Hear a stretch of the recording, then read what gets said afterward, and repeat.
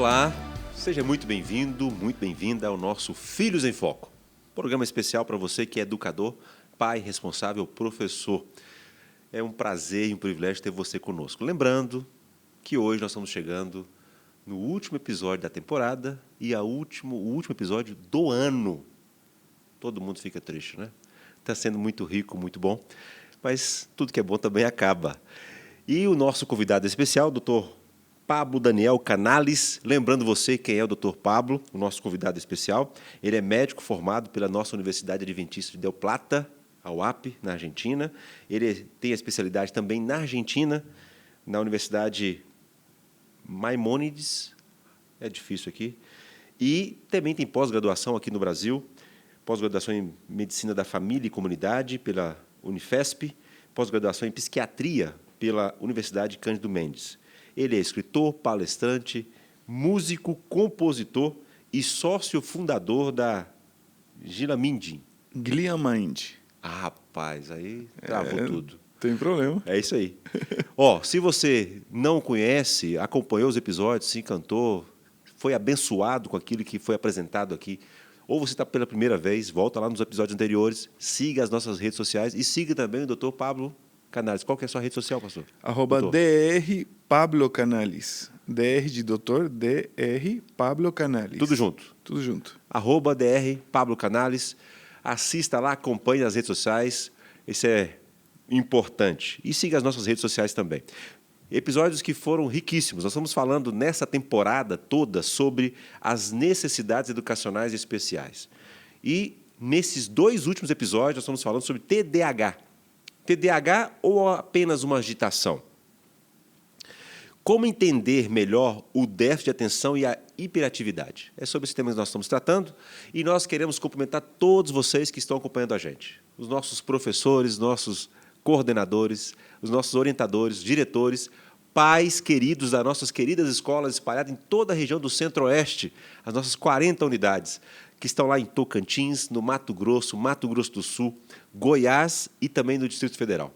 Muito obrigado por sua companhia conosco a este último episódio. Doutor Pablo, que Estamos bom aqui, firme e forte. você está conosco nessa última temporada. Que bom tê-lo conosco, viu? Um privilégio. Vamos tratar, então, continuar falando sobre TDAH? Perfeito. Vamos lá.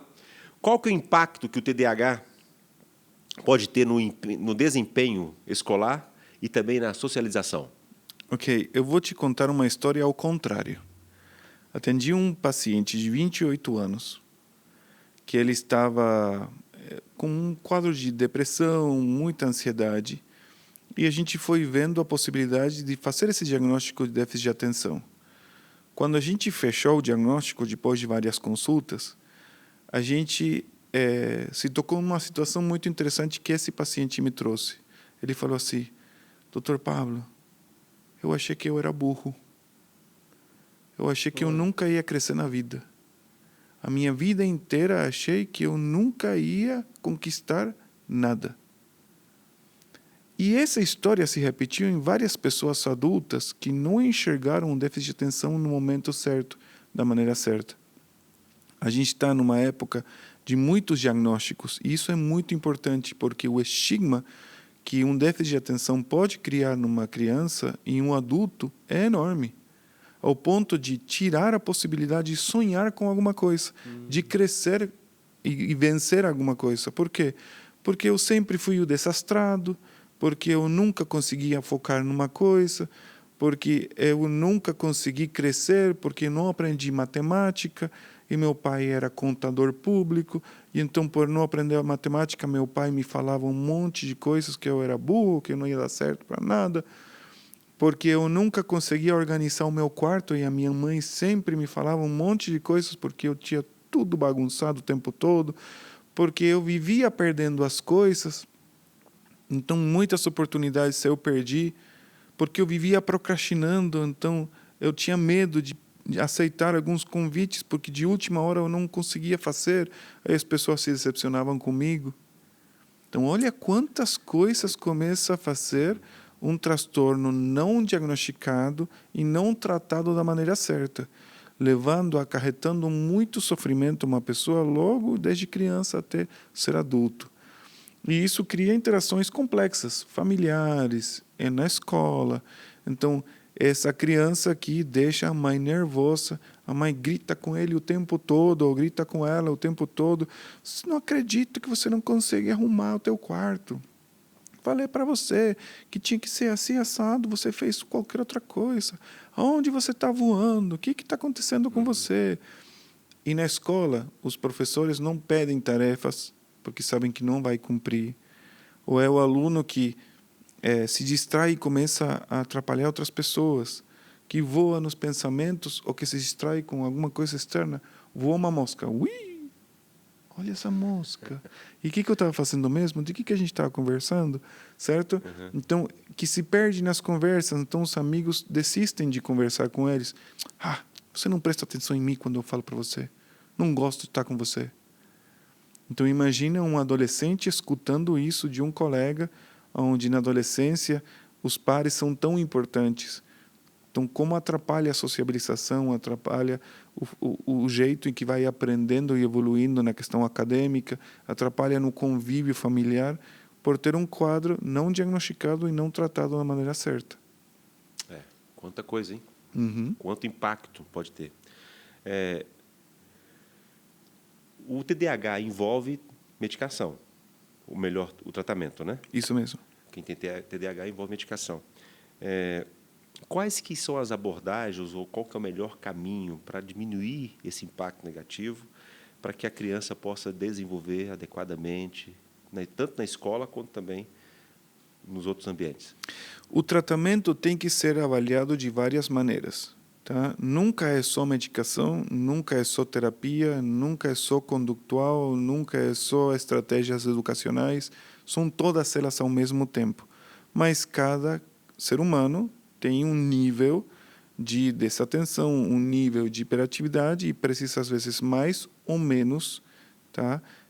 Quantidade de X medicação ou X tratamento. A gente tem vários medicamentos no mercado agora que ajudam muito.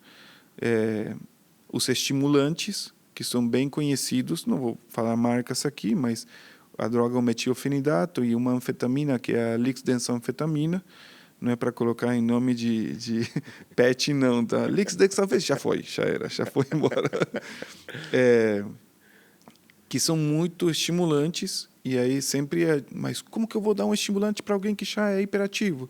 E é o que a gente conversou no episódio anterior, que é interessante, que é o cérebro, quando ele é estimulado, e ele já está estimulado, como ele consegue focar. Então, o que eu coloco como exemplo sempre? A mangueira tem um bico que você abre. Quando ele abre, ele espalha aberto. Sim. Mas quando você fecha o bico e vai aumentando a velocidade, esse fluxo de água vai fechando e ele faz um jato único. Esse jato único vai a maior velocidade que o jato aberto. Então, quando você acelera o fluxo de água, ele vai em um ponto só. Então, quando a gente acelera, é um jeito gráfico de falar o que eu estou falando do cérebro. Não? Quando a gente acelera aquele cérebro que está atento em 10.000 coisas, ele consegue focalizar em uma. Tá? Mas também tem os riscos dos remédios estimulantes. Podem causar problemas cardiológicos, podem aumentar os níveis de ansiedade, podem atrapalhar o sono, podem atrapalhar a alimentação. Então, tem que ter uma avaliação muito boa para fazer uso desses medicamentos. Ah, mas legal, porque o meu filho é gordinho, então se tomar um remédio desse vai parar de comer? E muitas vezes isso realmente acontece. E um efeito colateral do remédio vira uma bênção para aquele paciente especificamente. Mas se o filho é magrinho e toma um remédio que tira a fome, não vamos estar atrapalhando ainda mais? Então, por isso que cada medicamento, cada situação tem que ser avaliada de maneira individualizada. Tem medicamentos que não são estimulantes, e que isso pode ser utilizado desde os 6 anos de idade. Tá? A atomoxetina, a bupropiona já mais adolescentes mais perto dos 18 anos. Mas a atomoxetina pode ser utilizada desde os 6 anos de idade. E ela não é estimulante, ela não tem o risco de dependência química, não é um remédio que vai alterar a parte do sono.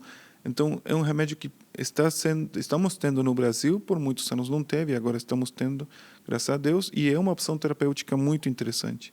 Mas também a terapia cognitivo-comportamental, a criação de hábitos de arrumar, deixar as coisas organizadas, ter agenda, tudo isso vai ajudando muito no tratamento do déficit de atenção e vai favorecendo a possibilidade daquela pessoa evoluir em qualquer coisa que quiser fazer, né? Sensacional. A gente vê, né, como é importante a gente ter uma compreensão criacionista, né, da Bíblia, né? Deus nos trata de forma individualizada. Isso mesmo. Especial.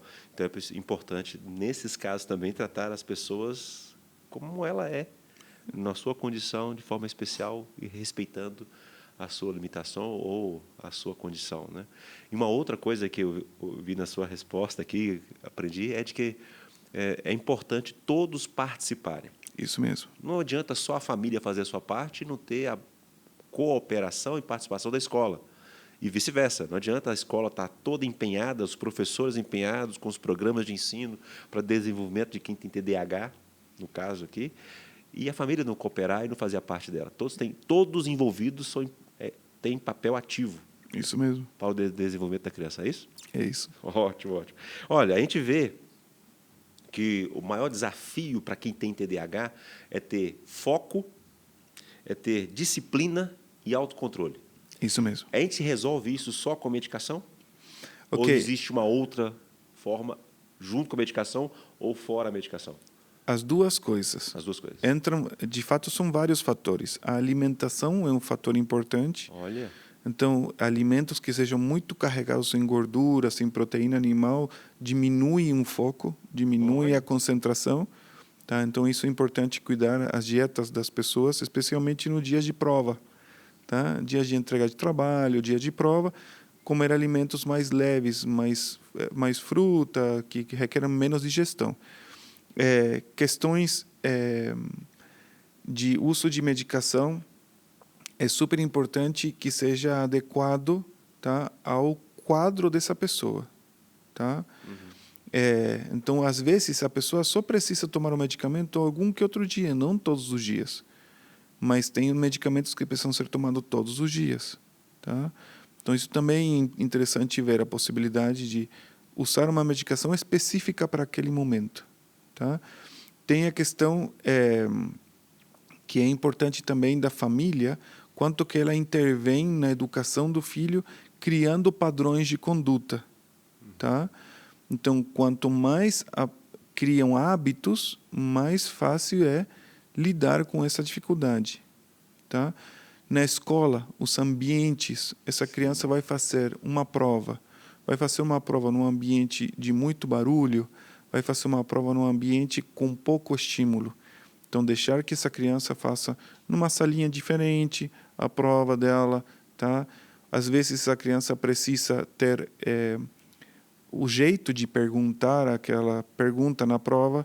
Não pode ser com enunciados compridos, cheios de coisas, porque vai ler as 2 primeiras linhas e vai se perder. Às vezes, é interessante mudar uma prova escrita por uma prova oral.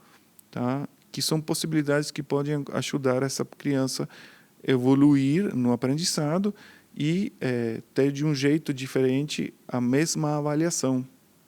Tá? São vários aspectos que, entendendo a doença, me ajudam a ir coerentemente criando estratégias para poder avançar. Tá? A questão do foco, muitas vezes a criança tem um hiperfoco numa coisa. Sim. Então, ela gosta muito de um assunto e para aquilo ela é incrível, mas para outras coisas se perde muito. Isso também é bem frequente no TDAH. Ah, mas você lê o tempo todo? Você lê 2 livros por semana? E você não tem déficit de atenção porque você lê. Não, ele pode ter um hiperfoco na leitura. Mas para fazer coisas do dia a dia, para escovar os dentes, para guardar a carteira, para ir para o trabalho, se perde. E o hiperfoco, ele pode trocar o hiperfoco, ou o hiperfoco de alguém que tem TDAH, ele é sempre, por exemplo, a leitura? É sempre leitura? Ele pode trocar. Pode trocar. Muitas vezes se mantém hiperfoco por muito tempo em algumas questões específicas, mas também pode trocar. A troca mais frequente é um transtorno de espectro autista, que sim. muitas vezes pode mudar. Também no de altas habilidades, se interessa muito, mergulha muito naquilo, superdotação, sabe tudo de Dinossauro. Revolução Francesa. Nossa, Aí depois vai muito tudo para interessante. dinossauros, aí vai tudo para carros, aí vai tudo para o mundo das Barbies. Aí, vai mudando temática, mas é frequente a mudança do hiperfoco. Sim, interessante. Agora, a rotina do ambiente familiar pode trazer impactos? Sim, muito frequente. Tá? Especialmente porque a gente também acha que se tem uma criança com TDAH, muito provavelmente tem algum pai com TDAH. Então, como o pai faz as coisas, o filho vai aprender também. Como a mãe faz as coisas, vai aprender também. E o que é muito interessante no dia a dia, normalmente os TDAH casam com pessoas superestruturadas. Parece que aquilo que eles não têm encontra no outro e faz a bênção aí, ou tortura, porque aquele que é superestruturado não gosta de viver com o TDAH. Verdade. Mas o superestruturado gosta da dinâmica. Então o TDAH é uma bênção para ele desse jeito. Tá? Você gosta de fazer coisas e eu sou, mas tem que programar tudo, tem que. Então essa ida e volta ajuda muito. E as crianças aprendem observando e aprendem fazendo. Tá? Então, sempre temos que ter a parte teórica e a prática na escola. Né? Então, criança que vê os pais fazendo, ele vai repetir por imitação. Mas, quando ele aprender a fazer, ele também vai entender que sistema serve melhor para ele ou não. Tá? E ele vai ir enxergando coisas que é para se virar na vida.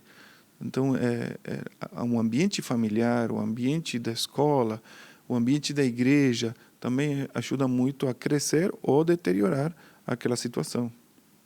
Muito rico, riquíssimo. Quanto aprendizado nesses episódios que estamos tendo, né? Sobre o melhor desenvolvimento acadêmico, melhor desenvolvimento na escola, no ambiente de casa, das nossas crianças, aqueles que têm necessidades educacionais especiais. Nós tratamos nesses últimos episódios, o quinto e este último, TDAH. E todos os episódios, esses últimos episódios, nós tratamos com o Dr. Pablo Canales, que mais uma vez eu quero agradecer por ter aceitado o nosso convite, por ter estado conosco no Filhos em Foco. Dr. Pablo, uma alegria tê-lo conosco, viu? Foi uma alegria estar com vocês.